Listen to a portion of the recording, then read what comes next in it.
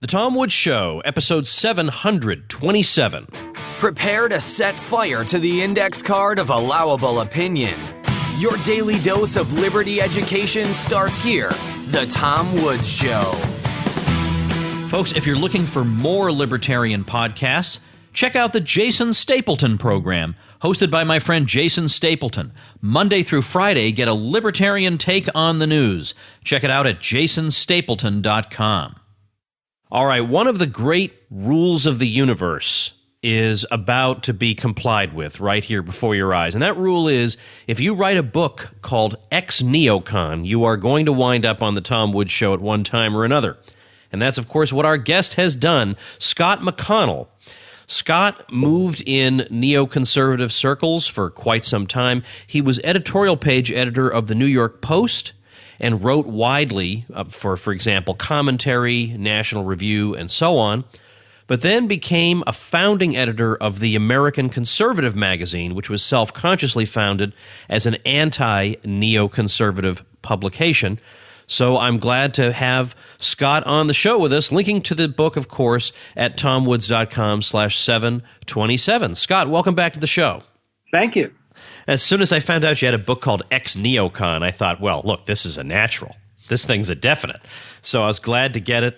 And I was actually sitting in a bar the other day, not drinking alcohol, and I had a lot of time in my hands, so I sat down and read this thing. I thought, I'll skim it and find some good items in here. And I just couldn't do anything other than read the whole thing. I just couldn't. I was just drawn into it. And I emailed you from there and said, well, I'll just put it this way. I said, doggone it, you are a good writer.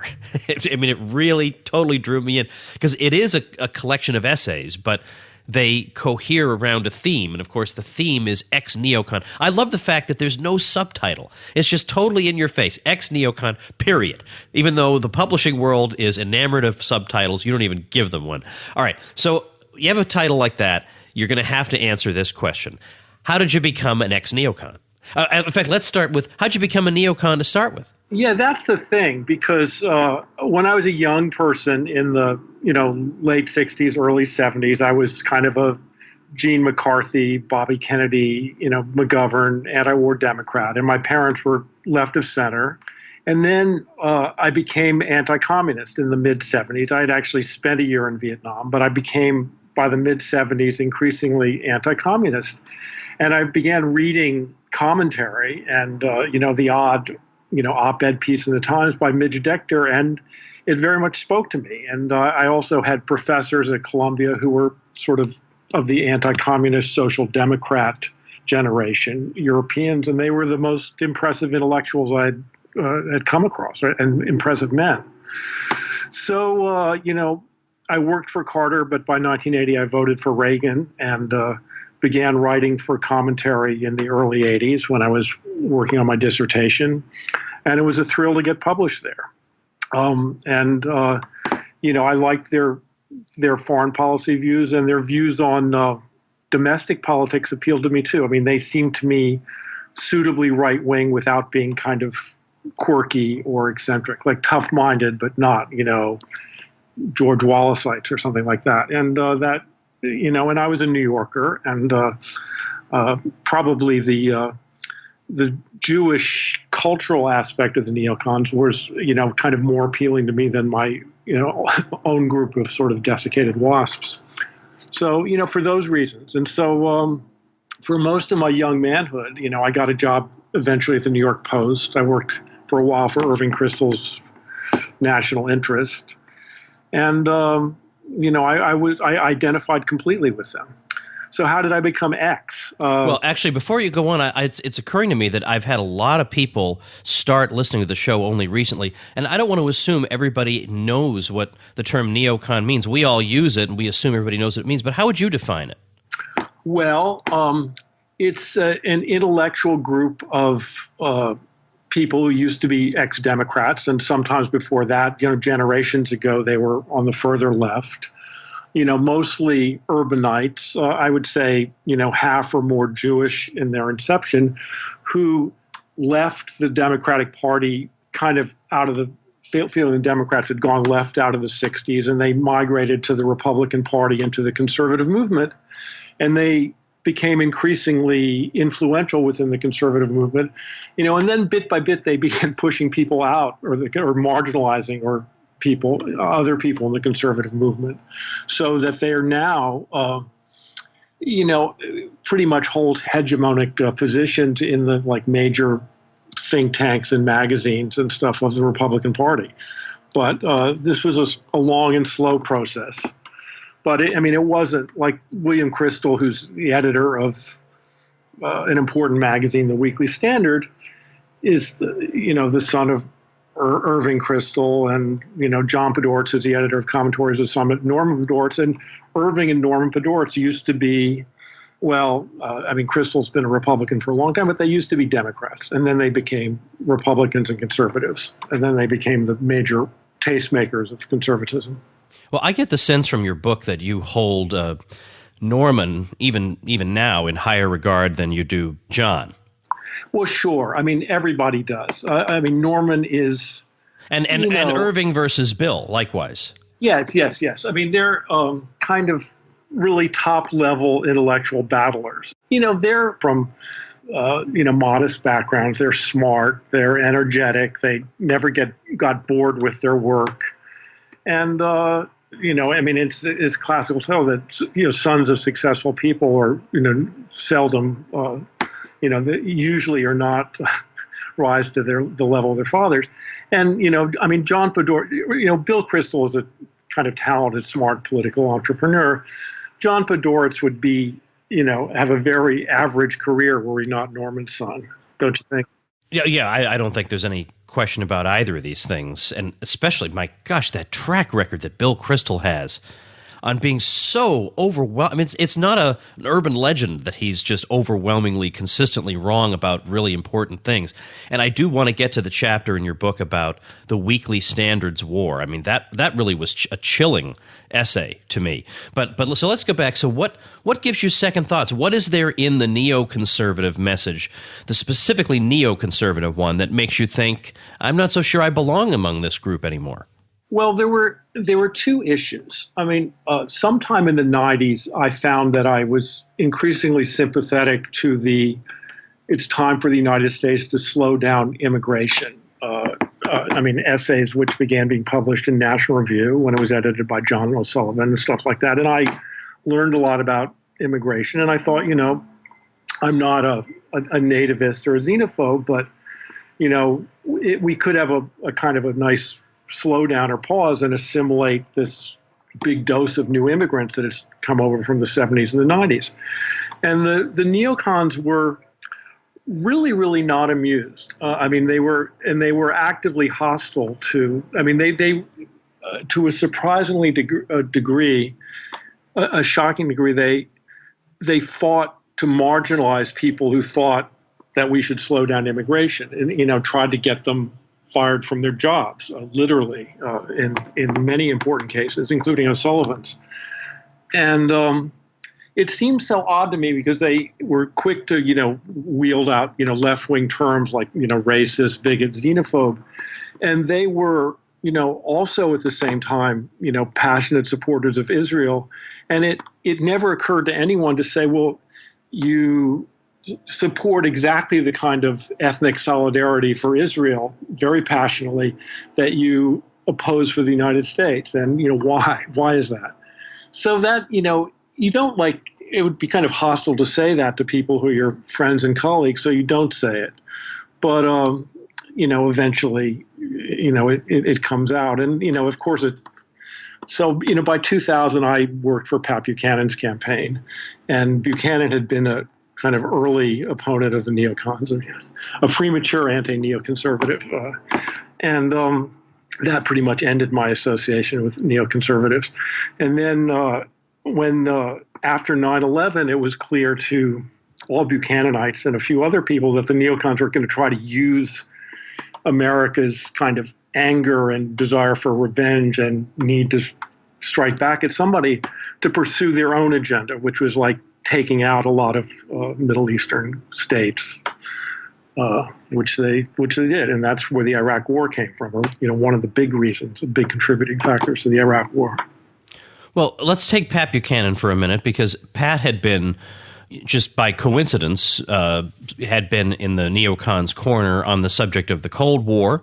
Yes. And he had very much defended Israel because the Soviets were on the side of the Arab states by that point. So you had to defend Israel, and he supported Nixon to the hilt in 73 and all that. So what happened to make somebody like Pat and somebody like you look at the U.S.-Israel relationship again and say, wait a minute, it's not really sure how the U.S. benefits from this, and it's not clear that, frankly, whether the U.S. benefits from it is the issue the neocons are concerned about. Yes, I dare say that maybe that's not the top priority they have in this relationship. Well, Israel was a much more, you could make the case for it being a useful ally during the Cold War, as a sort of advanced military state that was, on America's side. Once the Cold War was over, then the fact that Israel was, occupying land that it had no right to and was oppressing the original people there, the Palestinians, just, rises in importance. And that, I think a lot of people began to notice that in the 1980s, maybe with Israel's invasion of Lebanon or the first intifadas, the Palestinian, civil uprisings in the late 80s. And Pat was one of those who began noticing in the late 80s. And I think he began saying, there really should be a Palestinian state, which is something that American diplomats or any Middle East experts have long said, but which, conservative commentators did not. So he was, as in so many cases, like, early on with, a kind of courageous position. And, maybe for that reason, Pat was also an early opponent of the first Iraq War, which though I had my doubts about it, was not. But, Buchanan is, I think, a major, trailbreaker for a lot of other people. I mean, he was, 10, 15 years ahead of me on all these questions, but I eventually moved in his direction. All right. What do you say to people who say Israel is fighting the same battle we are? That regardless of whether you like the way Israel was founded, whether you like the way the refugees were dealt with, that's all water under the bridge. Today, they are fighting off the same kind of people who want to come here and do us harm. So put aside all your difficulties or the kind of arguments the State Department made in the old days. Forget it. That's from another world. Right now, you have to decide, are you on the side of civilization or are you on the side of the savages? That's how the neocons would put it. How do you answer that? No, I think that's a very interesting thing to parse because, and I have to admit in the last few years, it's hard to care as much about Israel-Palestine when there's so much else going on in the Mideast that is terrible, and also there's a problem with violent Islamic fundamentalism, which is terrible, which is savage, as you say. So I would say a couple things. First, Israel's oppression of the Palestinian people. Palestinians are not like the most radical Muslims around. I mean, the Palestinians as a people were, had a big Christian population and still have a large Christian population and a big secular Muslim population. I mean, Israel wasn't fighting them because they were radical Muslims. They were fighting them because they were people who happened to live on the land that Israel wanted. Secondly, Israel, in terms of its actual policies, is not really interested in fighting radical Islam. I mean, they are very much against Iran, which is not a radical Islamic state. It's a different strand of Muslim. And they're very much against Assad, who's not any kind of radical Muslim. And I think there's even been various Israeli commentators and generals who say, what's the problem with ISIS? Why is that a problem for us? And in fact, ISIS is kind of good for Israel because it makes the point that's in your question, that, it's Israel against the savages. But, Israel doesn't have, Israel has a different strategic situation than the United States. And I think, the worse the better is the way Israel views the Islamic world, and the more internal tensions and stuff there, which there certainly are now. I mean, there's no Arab state which is, any threat to Israel at all right now. Now, I don't want to focus entirely on the Israel and Palestinians question, but when you say things like Israeli oppression of the Palestinians, it's like, I feel like you do have to justify that. So when somebody says that, there is the response that, look, the Palestinians have more representation in the Israeli government than Arabs anywhere in the Arab world have in their governments. And you have a much more open society and this and that. And so what are they complaining about? I mean, let's be reasonable here. Israel is the most civilized country in the region. It's the best quality of life these people can hope to get. Now, I'm talking about within Israel proper. Yes. So what do you say to that? Oh, well, I think there's some validity to that point within Israel proper, in that Israel is of Palestinian origin, have a certain amount of civic rights in Israel proper. And I'd say their situation is, probably better than that of American blacks in the 40s and 50s, but it's certainly not equality in terms of, the Palestinian politicians who are in the Knesset are sort of like a world apart. They are not, they don't make coalitions with other parties, and the other parties would not make coalitions with them. So there's something kind of formal about and meaningless about their ability to dissent. And but their situation is not terrible. The thing is that most of the population does not live in Israel proper. Most of it is either in the Gaza Strip, which is under an extreme blockade, or in the West Bank, which is simply occupied territory where the people have no real political rights at all, and no right to build a house or without going through essentially Israeli government control. And Israel takes their land, or takes parts of their land kind of at will. So if you're talking about, yes, it's the 15% of the Palestinian population, or I think that's a rough figure, in Israel proper, has a certain degree of the civil rights that Israelis have.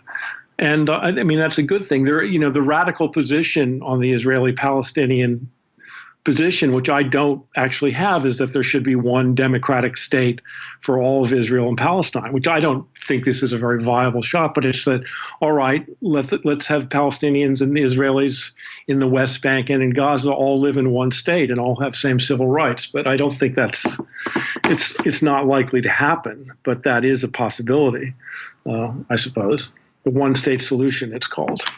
I have a friend who, he is a friend, and he's a Zionist. I know a lot of people who are Zionists. But this friend came out and said to me, look, these people are the consummate savages. How can you possibly have sympathy for them? And that was just the way he put it. It was just that way. And it's a person a lot of my listeners like very much. And he just said, these people are savages. How can you not see that? Why would your sympathies possibly be with them? That was his response. Now, is that something you encountered in neoconservative circles? Well, not quite in those bald terms, but you did encounter, somebody told me that Norm Podhoretz at a sort of semi-private dinner, made a joke about, that Israel or someone should bomb the Aswan Dam, even if it resulted in millions and millions of deaths, which you wouldn't necessarily joke about killing millions and millions of any other people. The neoconservatives know that the Palestinians are not savages. The neoconservatives want Palestinian land, but they don't have really any. They know the Palestinians are, were probably a more secular, advanced, bourgeois Mideast people than, say, Saudi Arabians or something like that. But Israel wants the Palestinians' land, so whatever is useful to say about them, they will say, whether they believe it or not. All right, I want to talk about semi-recent, let's say, endeavors. But first, let's thank our sponsor. Folks, I know there's a major pain point in your life, and that pain point comes when you look at your device and you are out of Tom Woods Show episodes. What to do other than despair? Well, how about checking out the Jason Stapleton program? Monday through Friday, Jason gives you a libertarian overview of the news. A lot of people are on me to do more current events. That's what Jason does every single day for an hour. So you get current events, economics, and politics from a libertarian perspective. The Jason Stapleton program is one of the fastest growing libertarian podcasts in the world with over 20,000 daily listeners. Download the show today on iTunes or Stitcher or your favorite podcasting app, or visit jasonstapleton.com to find out more. Jason says give him 10 episodes and he'll make you a more informed libertarian. Take that challenge at jasonstapleton.com. Jason's a friend and a booster of my show, so check him out at jasonstapleton.com. Let's talk about the American Conservative magazine, which you had a hand in from the beginning. That was a self-consciously anti-neocon project. So tell me what was going through your head and how you were brought on board for that. Okay. It was clear to me when working in 2000 Buchanan campaign, where I worked as an aide to Pat and a drafter of some speeches and general muckety muck, that there were a lot of intellectuals who were conservative and not necessarily represented in the media market. I mean, there was and didn't have access to a lot of places to publish. I mean, there was Chronicles, which is a good magazine, but I thought there was perhaps space for something that was more linked to policy. Maybe I almost forget the right way to describe the difference of how I describe Chronicles and TAC. And then I was friends with Taki Theodorakopoulos, and I know he wanted to do some kind of publishing project, and we had talked about, he would invest some money and I would do some work with New York Press, but that didn't work out. And then I said, well, and I didn't really have any great idea how Taki could start a magazine by himself, but I said, look, why don't we, I know Pat, I know Taki, we could, start a magazine together that would, and all these questions were coming up in the year before the Iraq War. It was sort of clear that this big push towards war, and there were a fair number of conservative intellectuals who were just skeptical about this and knew it. And so anyway, I got introduced Pat and Taki and said, we came to an arrangement about joint ownership of the magazine, and we got it started. And the niche was that at a time when all the conservatives in the country were gung-ho about invading a country that had nothing to do with 9/11, there would be a voice saying no. And that, as the ridiculousness of George W. Bush's Iraq policy became clear, that voice would grow from something very small to something more significant and more respected. Well, now there's real turmoil on the right. There's a complete upheaval with Donald Trump at the center of it. But it's more than that, really. Even if there hadn't been, Donald Trump is a symptom of something deeper. Yes. And Donald Trump is not really, as we can all see, very ideologically clear. Yeah, I think even in his own mind, I think he has some basic sense of where he stands. But he's certainly not a Scott McConnell, and he's not a Tom Woods in that sense. But there is a group that has arisen recently, and I think you know what I'm talking about, the so-called AltRight. These people are not quite the same, although there's an overlap in a Venn diagram between them and the paleoconservatives. They really are an entity unto themselves, and I know I need to do at least one episode on them. And I just don't care what people say anymore. I have enough listeners that I just don't. Doesn't matter to me. If I cover a sensitive subject and somebody's too much of a snowflake to listen anymore, then go. Just go. This was not the podcast for you to start with if I can't talk about interesting subjects. So I know I've got to do a whole show on that, but I'm curious to know your thoughts about this group known as the alt-right. Yeah, I know some of the people involved, and the person who's credited with coining the term, I don't know correctly or not, Richard Spencer was for 6 months an assistant editor of TAC about 9 years ago. And I recently was interviewed by Mother Jones about him, and it's true we let Richard go because despite the fact that there being a Venn diagram, I think he was going in a different direction. The alt-right, I guess, puts white identity front and center to a degree which just seems, it's just not me. And it's not most of the writers at TAC, and it's not Pat Buchanan particularly, for that matter either. And they're probably more skeptical. I mean, I think that implicit in their in their ideology is that America has failed, and that multiracial, multicultural states are doomed to failure. And I don't, I'm not there, and I hope I don't ever get there, though it's, you can certainly imagine scenarios under which their vision, which would be probably a pretty unpleasant and violent vision, would come to pass. But yes, I mean, I know some of those folks, and I think, the way I describe the differences are the way they are. But they're part of a Venn diagram. There's an intersection between them and the paleos. Yes.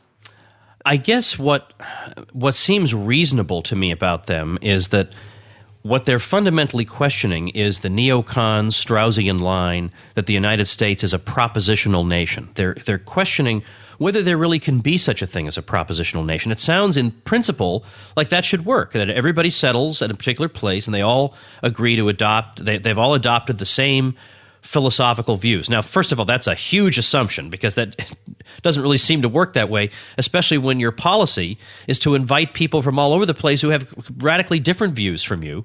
And even Thomas Jefferson thought that was a dumb idea. I thought, why would I want to encourage and make it part of the identity of my country that I encourage people from the old world, even fellow Europeans, to come here when they have no experience living in a free society. So, but anyway, the idea of a propositional nation, that we can all just live together on the basis of ideas, and will that work, and will it not degenerate into people think of themselves in terms of race and their background, and they agitate for state benefits on that basis? Will it necessarily degenerate into that? Maybe it will. And that the state poisons everything. Yeah, I think they're certainly right about propositional nation being a very weak gruel to keep a nation together. I mean, the Soviet Union was in a way a propositional nation, and that collapsed. So I think they're right about that. I mean, there are people who are not as say racially conscious as the alt-right, who question the idea of a propositional nation and just realize implicitly, as of course any real person does, that it's easier to have a polity if there's some naturally shared backgrounds, values, religion, or religiously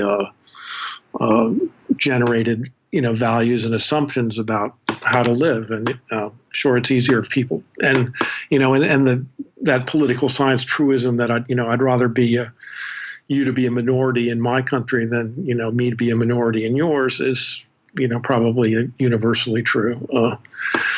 So yeah, I mean, I guess I what I appreciate about them is their visceral, and this is not a blanket statement because some of them are crazy the same way some of my libertarians are crazy. That's the way it is. I mean, if you go to the Libertarian Party convention, you're going to see some crazy people. That's the nature of things. I bet I'd find a lot of crazy lunatics at the Republican convention. So I don't hold that against them, but they puncture these thoughtless Orwellian slogans like "diversity is our strength." Well, in some situations, you could see diversity being your strength, like in your book collection. Maybe you don't want to have all science fiction. Maybe it would be better for you to branch out. But I'm not necessarily sure that diversity is always my strength. I mean, maybe if I lived in on a street where half the people wanted to kill me, that wouldn't be a strength. Maybe I'd want to have more people who were like me. There's nothing a priori about that. But unfortunately, the left believes that is an a priori statement, that diversity is your strength. But doesn't that sound like it came right out of 1984? Yeah, it does. No, the alt-right's lack of deference to political correct platitudes is one of the more refreshing aspects about them. And in that sense, they sort of remind me of radical leftists or yippies or something when I was growing up and a young person. Is like you just say the most extreme things and you don't give a damn about what the conformist or the respectable attitude is, and that's probably useful in politics generally for some people to be doing that. All right, it's unfair of me to focus so much on this. Let me get back to your book. I want to ask you a couple more things before I let you go. I found it very interesting, the story of, I think it was Norman Podhoretz, and you went up to him at some kind of a dinner event, and he said something like, Scott, I always liked you, but then you wrote something against Israel, And he made very clear that there would be no discussion between the two of you at the dinner. You remember this incident that I'm talking about? Well, I do remember. It was a party at Lolly Weymouth's house, actually, in probably 2000, 2001. It was sort of in the transition period between when I was a neoconservative and had a whole circle of neoconservative friends and when I didn't have any. And I mean, Norman, I think, has been able to live a life in intellectual and policy circles where they've been effectively able to banish criticism of Israel from acceptable discourse. And, I mean, they would like to, it goes on, and they would like to be able to, banish John Mearsheimer. They would like to be able to banish, any, no matter how moderate, Palestinian spokesman, and just have them not exist. James Zogby not exist. And in this case, it was Norman I'd known pretty well. I mean, I'd been to his house and he had been to mine, and we communicated many times on the phone about pieces and stuff, and I liked him a lot. But boy, he got wind, this was a piece I'd written for New York Press or something, a really obscure free weekly newspaper in New York. But it was obviously kind of sent around, so he got wind of it and something. Oh, Scott McConnell said something bad about Israel. He was very funny about it, actually. I said, well, what piece are you talking about? And he said, oh, you've written more than one.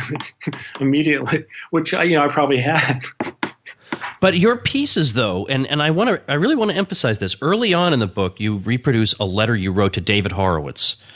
And that letter is very measured and generous and kind. It is not vindictive. It's not angry. There's nothing that anybody, even the biggest hysteric out there, could call anti-Semitism in it. It's extremely measured, and you say, I think maybe you might want to think twice about some of these ideas that you have. That's been the tone that you've taken in all along. You've never been a bomb thrower, from what I can see. No, I'm not a bomb thrower. And I believe, as far as Israel is concerned, I think under the circumstances, Israel has a right to exist. I just think that they should try to make a fair compensation to the people it displaced, with the Palestinians, who are certainly willing to accept a much smaller share of Palestine than they, had in 1920 or 1940 or 1948. And I'm not one of these people who think that Israel is some, the existence of Israel is some completely off the wall sin, because in terms of what's peoples and nations have done, it's not. But it did displace people, and those people have rights, or should have political rights too. And I think anti-Semitism, as far as I know, my life is so integrated and has been always with Jews. I have not, I don't think, been called an anti-Semite, not by David Horowitz certainly, and not by the Podhoretzes. And that's kind of their nuclear weapon. But well, one last thing I want to ask you about, because you have this chapter on the Weekly Standard's war, and in there you talk about how successful the Weekly Standard has been, that it's hard to think of a magazine that's had this kind of success. If by success you mean not necessarily financial success, but influence and getting its ideas accepted and acted upon in high circles. So say something about that, the relationship between that magazine and that war. Well, they had been agitating for a war against Iraq almost from their inception, and certainly from the late 90s onward, meaning every couple of months there'd be some cover story about Saddam Hussein is building nuclear weapons, and lots of serious people would be quoted saying, we have to deal with this. And, basically Bill Clinton was not going to start. He's not going to start a war with Iraq, and most Republicans weren't either. Even Dick Cheney. It wasn't on George Bush's and Dick Cheney's agenda at all.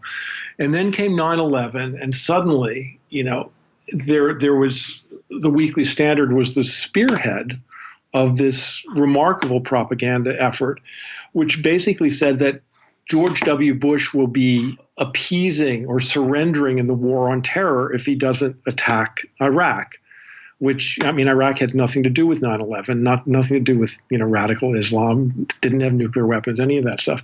But they were able to, because of a kind of effective part of the Murdoch media network, TV and think tanks and the magazine, able to essentially sell this notion to Cheney and to the Republican Party and the Democrats, who were basically cowed by, being afraid of being called McGovern Democrats or something like that, mostly went along. Barack Obama didn't, and as a result was elected president. But yeah, the Weekly Standard, is like an intellectual version of, I guess, like the Hearst Press in the, 1890s or something, bellowing for war and getting its way, except the war was really more significant. All right, make a prediction for us. The neocons have been quite resilient, so even though they're somewhat down at the moment, I wouldn't call them out. Where do you think their movement is going? Well, they've been endorsing, there's a fresh neoconservative endorsement of Hillary almost every 3 or 4 days of a prominent neoconservative. And I suspect they will try to, assuming that she's elected, which I think is more likely than not, will go back to the Democratic Party, and they will also participate, let's say, assuming Trump loses, participate in saying, Trumpism has to be, completely extirpated but from the Republican Party, and we'll try to blame the fact that Trump was not a neocon and said some bad things about the Iraq War and, said some accommodating things about getting along with Putin, and they'll try to stipulate that that's the reason for his defeat and not the fact that he's a kind of undisciplined, inexperienced politician. And they will fight on two fronts: A, to roll back Trumpism within the Republican Party, and B, to get positions in the Hillary administration. And I can't, whether they will succeed in that, I can't predict. I mean, I'm sure they will get something in the Hillary administration, and I don't really know, who will push back and how hard. Well, having said that, we'll draw this to a close. I'm recommending your book. I really enjoyed reading it. Ex-Neocon. It is tantalizingly titled. I'm linking to it at the show notes page for today, episode 727. It's tomwoods.com/727. Of course, you can get it on Amazon. But maybe the easier way to remember just to go to the show notes page and click on it and get it. Scott, best of luck with it, and thanks for your time. Thank you very much. All right, everybody, check this out. I just got an email from two guys telling me this. They have, yes, indeed, they have a website. They are Tom Woods Show listeners who started a website, but listen to what they're telling me. With their new blog, the DakotaHomestead.com, we're having so much fun discovering new things, pushing ourselves to explore ideas and educating others. But listen to this. We are also on the ballot for statewide office under the Libertarian Party of North Dakota, Public Service Commissioner and Insurance Commissioner. We are Rothbardians with planks set on the total abolition of these positions and finding alternatives to government bureaucracies. So on the DakotaHomestead.com, we discuss ideas and events that affect the world today, talk about Austrian economics, philosophy, much more, hoping to start a podcast. So it's a lot of fun. It's a lot of fun, as you can imagine from that. So the DakotaHomestead.com, started by a couple of Tom Woods Show listeners. I urge you to check that out. I'm going to link to them as the listener website mentioned at tomwoods.com/727. And just remember, if you want to get a little boost when you're starting a blog or a website, before you start it, make sure it's before you start it, you check out tomwoods.com/publicity. I got lots of goodies for you, but they don't do you no good unless you look at them before you even get started on that blog or website. All right, tomorrow we're going to be talking once again about free trade, because I'm not sure we've quite hit it yet on that subject. Because I think that's an area where people say, look, I'm either going to believe my own eyes or I'm going to believe libertarian theories. So which one am I going to take? So we're going to attack this one once and for all. If all goes well, that is our topic for episode 728, and I hope you'll be with me for that. Become a smarter libertarian in just 30 minutes a day. Visit tomwoods.com to subscribe to the show for free, and we'll see you next time.